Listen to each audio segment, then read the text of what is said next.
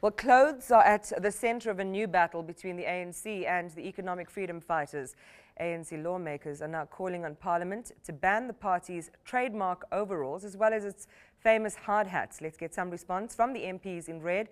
Floyd Shivambu is the EFF's Deputy President and joins us from our Cape Town studio. Floyd, good evening to you. What's your reaction to the developments today? This subcommittee, this rules subcommittee, has made the proposal saying, that, basically banning your red worker overalls and the pinafores that your MPs wear. No, look, the EFF does not agree with the ANC's narrow-minded perception and view that the EFF wearing red overalls and the helmets violates the decorum of the House. We've been doing so for the past 6 months that we've been in Parliament, and nothing wrong has happened with it. No one has ever been inconvenienced by the EFF wearing its clothes and the clothes that represent the working class. And it is actually so narrow-minded and not sophisticated for the ANC to think that a helmet like I'm wearing now is a threat, it's a security threat, it's a weapon and all these other things. So we've been using these helmets since we arrived in Parliament, and nothing untoward has happened. Well, that's exactly what the ANC's... So we really do not understand the context within which the ANC is dealing with these issues. That's exactly what the ANC's Deputy Chief Whip, Doris Lakude, says. That hard hat that you're wearing is dangerous and it can be used as a weapon. Where do you think this is coming from, Floyd Shivambu? No, look, I think the ANC generally is threatened by the presence of the economic freedom fighters in Parliament. They are uncomfortable with our presence.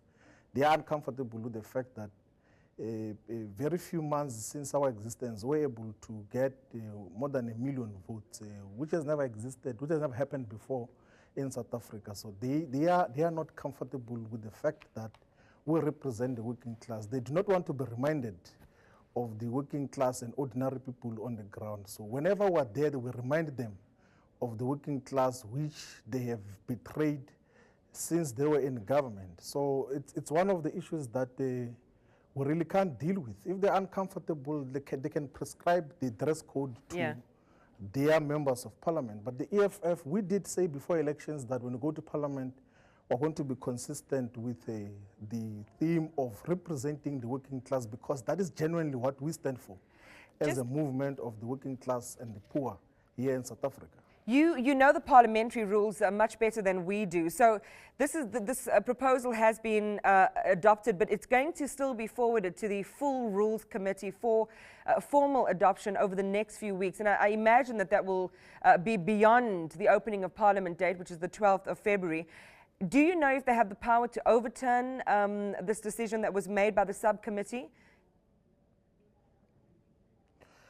No, look, the decision was taken by a subcommittee today, and it must still serve in the Rules Committee. And prior to it becoming a rule of the National Assembly, it must be adopted by a full sitting of the National Assembly. So we're not anticipating that there will be a National Assembly sitting before the 12th of February, because there's a joint sitting which has been convened by the President, and that is where the EFF is going to ask questions to the President, and will be in our full regalia, which we have been wearing since Parliament opened, and in all occasions which we have been represented in Parliament. So we're going to be in Parliament on the 12th of February to ask questions in our full regalia, and we're going to reject with contempt all attempts to introduce some rules that are targeted at a political party. Laws are not made like that. You don't make laws because you're targeting a political individual or a political party. You should make laws that generally encompass the whole of society and are able to give direction to everyone else. Why would you want to make laws in specific response to a political party? Because you're insecure of your own identity. Ourselves were not insecure about our identity. Do you know, we know what we stand for, and we know who we are as the EFF. Do you know, Mr. Shivambu, the exact date when this will come before the full Rules Committee, and when a decision will be made?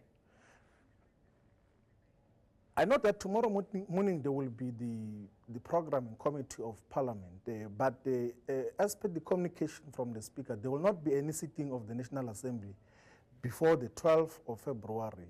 So we're not expecting that such is going to be law up until Parliament has fully resumed to deal with parliamentary business and a variety of other issues. But we do not think that the specific issue of the clothes that we wear should serve in the National Assembly, because it is not necessary. You cannot prescribe how people wear and what they wear, because the next thing you're going to be telling us how to walk, how to pronounce certain words, and how to say certain things. And that is not how politics should be.